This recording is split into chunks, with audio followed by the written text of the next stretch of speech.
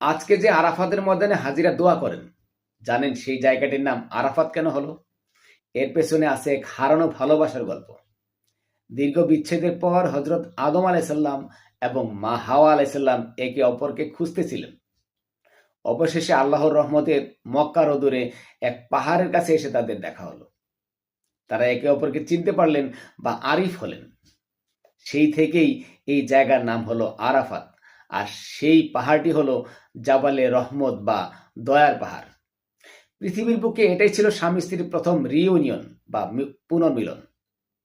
আল্লাহ যাদের মেলাতে চান, হাজার মাইল দূরত্ব তাদের আলাদা করতে পারে না। হালাল ভালোবাসা আল্লাহর এক বিশেষ নিয়ামত। পৃথিবীতে সংসার তো শুরু হলো, কিন্তু তাদের সন্তানরা কেমন ছিল? হাবিল ও কাবিল ভাই হয়েও কেন ভাইয়ের শত্রু হলো? জানতে পরের পর্বের জন্য আমার চ্যানেলটি সাবস্ক্রাইব করে রাখুন। ওকে, ভালো থাকবেন। আল্লাহ হাফেজ।